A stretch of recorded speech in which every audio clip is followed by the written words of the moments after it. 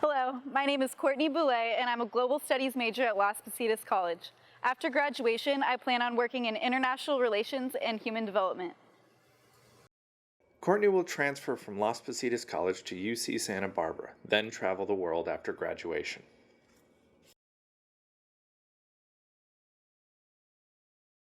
And we are here in Pleasanton to talk with Christy Duncan Anderson, who's a former volunteer in the Peace Corps.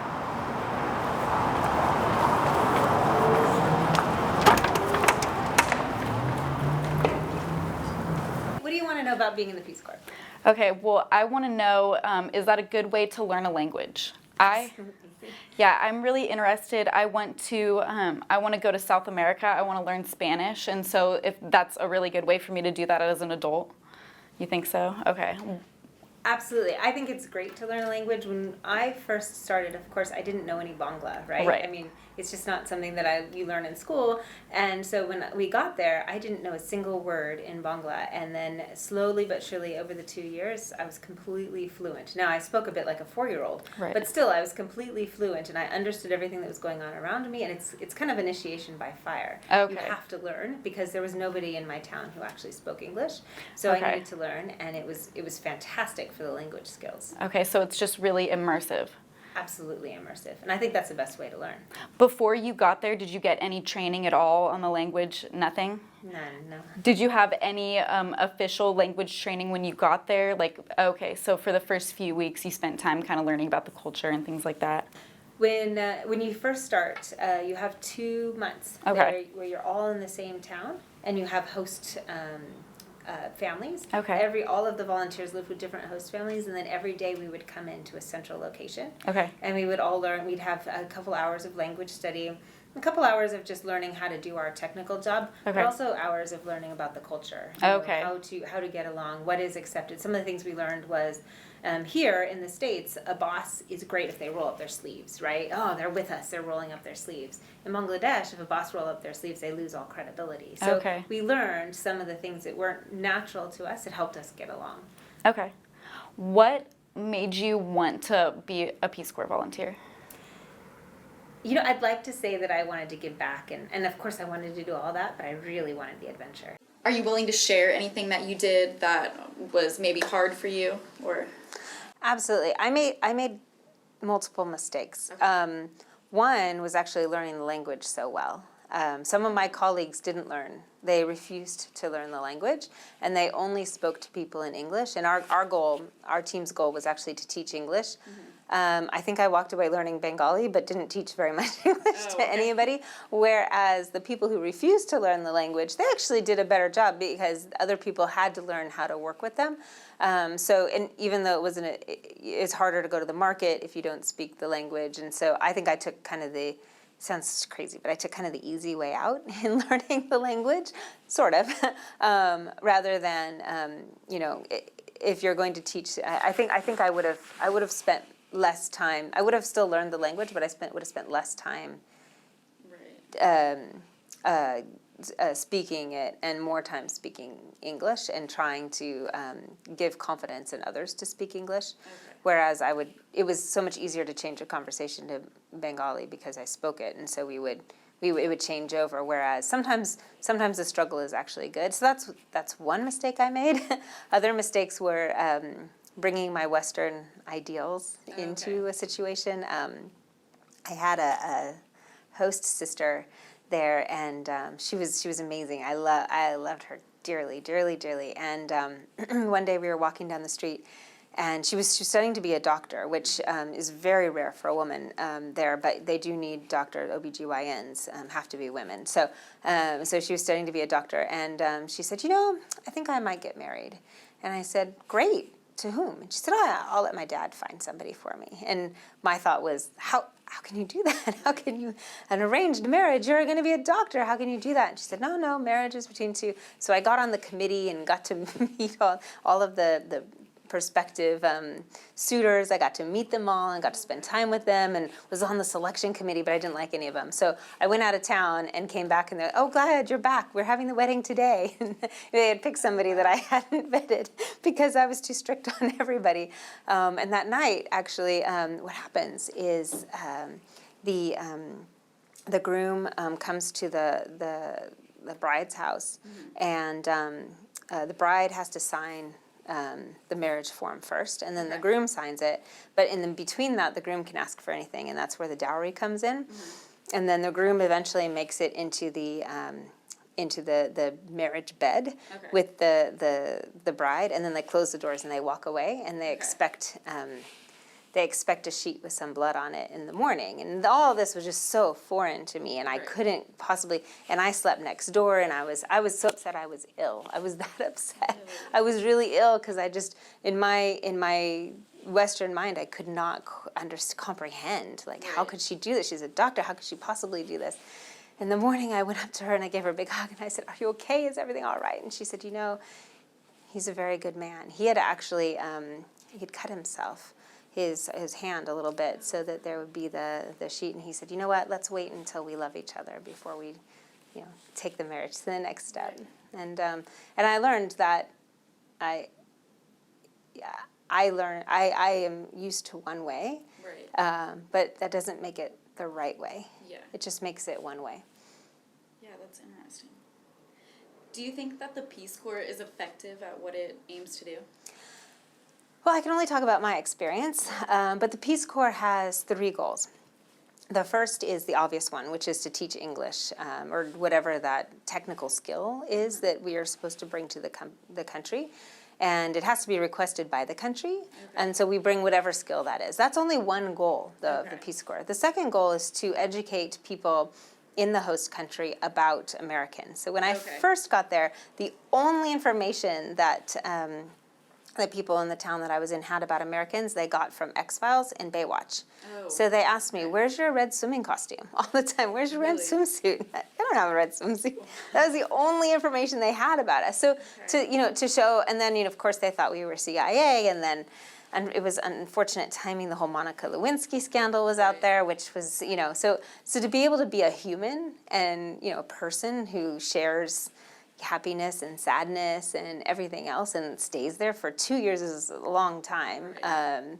I think it's really helpful to help them better understand Americans, because otherwise you got Baywatch and right. And then the third goal is actually to educate people back in the States about what it's like to be in other countries, and that's what I'm working on right now. Do you still stay in contact with anyone that you met there? Yes. You do? I do. We had a very close, we were the very first group of Peace Corps volunteers in Bangladesh, and there were only, I think, 3 groups, and then they closed down the program in Bangladesh. And we started out as 25, and one guy didn't show up, and then one woman didn't get on the plane, and then it was about 10, I think, of us who actually made it through the whole 2 years. But we were very close, and I ended up being roommates with one of my friends when I lived in New York for a long time, and we're still keep in touch. And I was in DC just recently, and I met with a couple of the fellow Peace Corps volunteers. But I'm also still in touch with my sister there. She is amazing. I think of her as my family. I call them my Bengali family, and I have an American family here and a Bengali family there. And my sister, we still keep in touch, and I went to visit her, actually. She lives now in Toronto, so I went to go visit her a little while ago. And she was here last December, and I got to see her and introduce her to my kids, which is kind of crazy because it's been a few years since I was there. What was the most enjoyable thing when you were over there for you?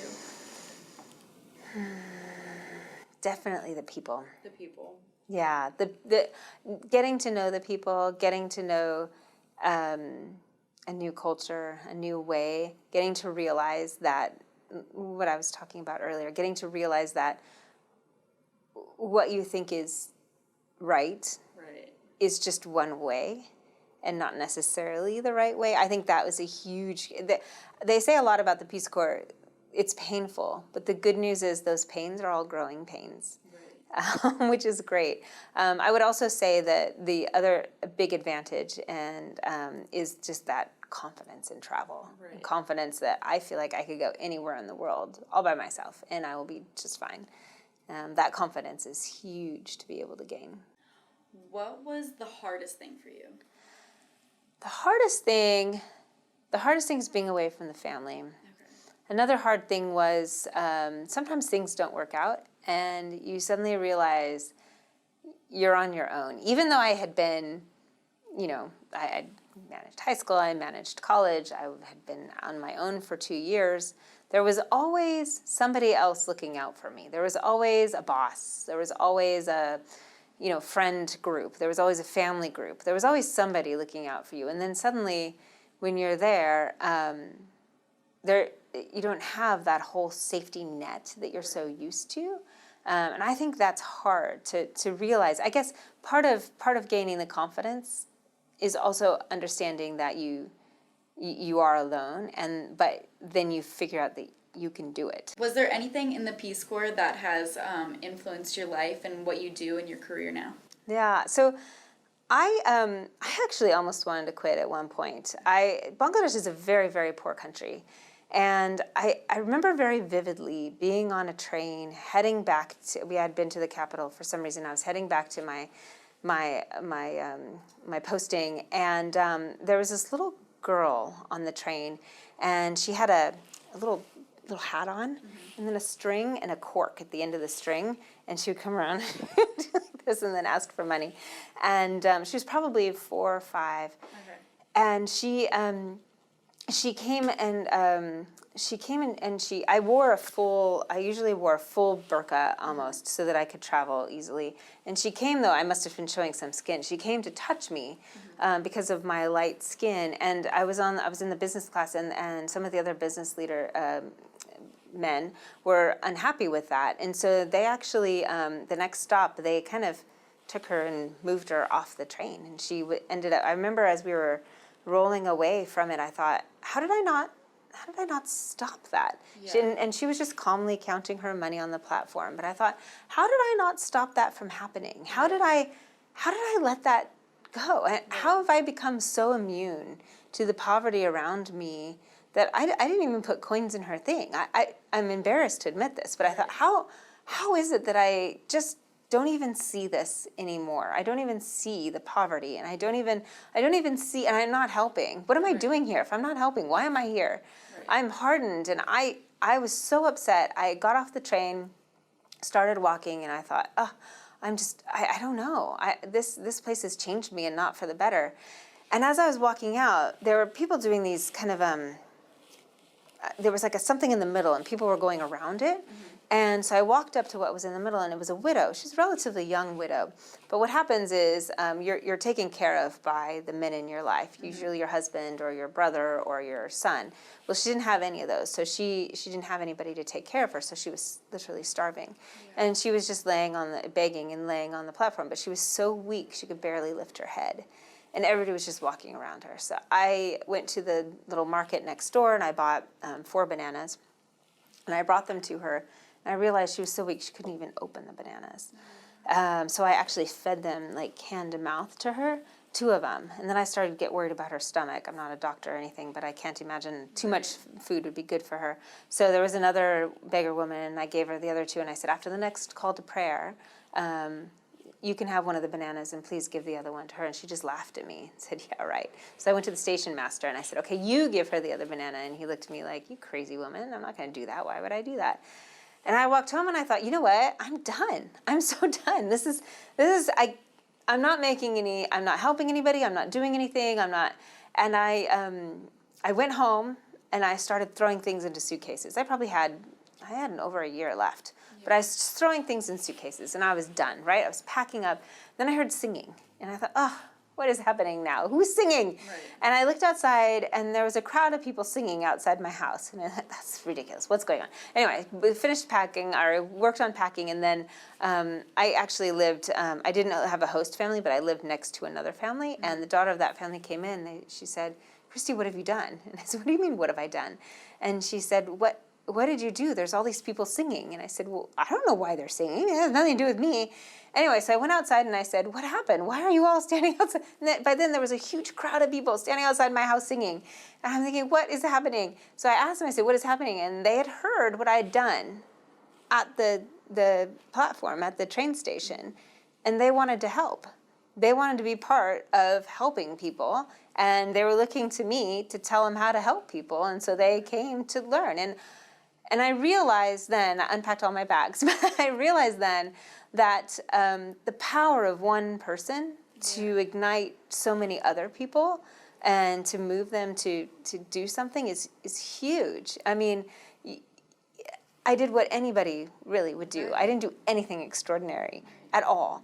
But it kind of brought these people to an awareness level that they then wanted to do, and they started something they call it the Banana Brigade, and they start looking for people to help and help however they can and encouraging other people to help. And that little action led to so many other actions, which is kind of what I do now. I now work for the Albertsons Companies or Safeway Foundation. And what we do is we ask for funds in store, and we collect them $1 by, $1. But that aggregates, last year was $43 million we actually raised that we then give out to the community. So it's the power of all these people, the aggregation power of all these people coming together that can help. And I think that is one of the greatest lessons that I took forward and still use today from my time. Wow, that's incredible. That's a big domino effect that had. Yeah, that's really cool. Oh, wow. This is my sister. Look how you're supposed to look sad on your wedding day. Really? Why is that? Because you're leaving your family. As a bride, you are actually leaving your family and going to a new family. Wow. President Clinton came, so this is my escort to go meet President Clinton. You got to meet President Clinton? I did. That's so cool. And Chelsea spent the day with us, actually. Wow. That is cool. Yeah, but I mean, the escort. And what's funny is that day, actually, he, on the plane, apparently they did some weird maneuvers, and he spilled coffee all over his pants. Now, you'd think on Air Force One they'd have an extra pair of pants for him, but for whatever reason they didn't. And so he took the Secret Service's pants, but the Secret Service man was much shorter. That's so incredible. He put the Secret Service's pants on, and so he had like these high. Oh, wow. And the joke is, I mean, it floods every year in Bangladesh. The monsoon comes and it floods. So the joke was he came waiting for a flood because he had Wow. high pants. That is so cool. You got to meet the president. This is all. Christy, what do you think of Courtney and her questions? I think Courtney's great. She has such a bright future ahead of her. Her questions were fantastic. They were very insightful. They went beyond the obvious and showed a really great level of maturity. And I really can't wait to say that I knew her when. And do you have any other advice for those that want to join the Peace Corps? Do it. It's a great experience. Do it. Know that it's going to be somewhat painful, but also that those pains are all growing pains. And I have never met a person who's been in the Peace Corps who regretted doing it. It's a great experience, and I highly recommend it. So Courtney, how do you feel like the interview went? I feel like it went really well. I'm now even more excited to finish up college and go join the Peace Corps. I think that everything that she said was wonderful, and it made me really excited for the future. That's definitely something I really want to do now. She told me a lot of great things that I didn't expect, that I think that I'll really enjoy doing something like that. I think that would be a great experience for me. But what does the man who started the Peace Corps think about it now? The willingness of all Americans, men and women, young and old, to serve in the Peace Corps, to serve in all parts of the world, to serve at little pay, to do jobs that most of them have never done before, is one of the most encouraging manifestations of the American spirit that this country has seen in many years. The Peace Corps gives us a chance to show a side of our country which is too often submerged. Our desire to live in peace, our desire to be of help. Today, hope endures. In fact, it's as strong as it was when we started our journey in 1961, maybe even stronger. Every day, Peace Corps volunteers and all of us who support them wake up and spend the day working hard to make the world a better place. The larger causes we serve are the farmers in Panama, businesswomen in Albania, students in Rwanda, environmentalists in Jamaica, healthcare workers in South Africa. Our work is manifested in them and the thousands and thousands of others we'll never meet. It's a two-way street. or more accurately with Peace Corps, a two-way dirt road or footpath. And that volunteers venture to far-flung corners of the world and bring back to the United States after they serve more knowledge of, compassion for, and ability to ensure peace. They live it, promote it, and never stop sharing it. Peace is the first word of who we are. That our mission and goals haven't changed in nearly 60 years is rare, and so are we. The peace and freedom President Kennedy harnessed then continues now. That spirit still sparks our service. Who are we? We're the Peace Corps. I hope this spirit will grow, that hundreds of others of young Americans and older Americans will go overseas to show our best side, to show how much we desire to live at peace. There can be no greater service to our country, and no source of pride more real than to be a member of the Peace Corps of the United States. I hope that you will join.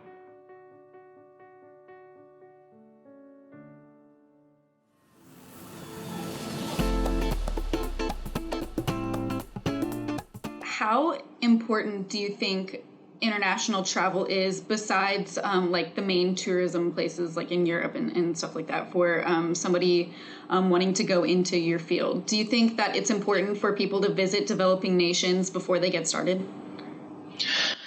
Yeah, I would consider it a requirement. I don't really have any colleagues on my current project or within the company that I worked for who hadn't spent time in developing countries beforehand. I think it's pretty much a prerequisite to work on any sort of USAID project, for example. So I think Peace Corps is one of the most common ways that people get that experience, but certainly not the only way. I think there are a number of other programs like Fulbright, for example, or various different NGOs have some opportunities, or even just study abroad. Like some people are able to study in Cairo, start to learn Arabic, for example. So yeah, I certainly wouldn't consider Peace Corps to be the only opportunity, but I would say it's essential to spend some time abroad if you're interested in going into international development. Okay, so is that something that I should keep in mind if I'm going to do a semester abroad, to maybe go to a less developed nation than maybe one of the bigger cities in Europe? That's a great question. I mean, I certainly think the language aspect is most important. So going to Spain and studying in Spain, I think would be great. I think that would be a very useful experience. But knowing that you do want to work in development, I think going to a South American country or Central American or somewhere else in Latin America, like the Dominican Republic, would be a very useful experience from a development standpoint. Okay, thank you so much. I think that is pretty much everything that I had. So Courtney, what were your thoughts on the interview with Robin? I thought that it went really well. He did a great job at answering all of my questions, and he told me pretty much everything that I wanted to know, and he made me feel a lot better about being an adult language learner. He studied almost all of the languages that he studied after he was 24, and that's about the age that I'm going to be when I join the Peace Corps, and so that made me feel a bit better about that, and yeah. Just kind of give us your overall thoughts about meeting with Robin and Christy and kind of everything else. Everything. Okay. I am really glad that I got to be a part of this project. I feel like it gave me a much better idea about what I want to do after I graduate and about the steps that I need to do what I want to do later on in life. I am really excited that both people that I spoke with were volunteers in the Peace Corps, because that's something that I've wanted to do for a long time. And they both really made me feel confident that Peace Corps is a great way to learn a language and to immerse myself in another culture. And so that was really exciting for me. And talking with Robin, who works with developing countries and helping people get set up and setting up programs and stuff to improve those areas, I think that that was really interesting too. That's not exactly what I'm looking to do for my career, but it gave me a better idea about what I do want to do. So I am really thankful for that opportunity. What did you learn from the experience? I think that I just gained a better perspective and a better idea about what I do want to do, and it just really made me feel better about my plan and more confident in what I'm doing and that I'm making the right choice with my major. So you're still going to be a global studies major? Absolutely. I love my major and I love what I study, and I really like that I can study what I'm interested in and do things that I want to do, like Peace Corps, and still stay on the same career path. I think that's really exciting.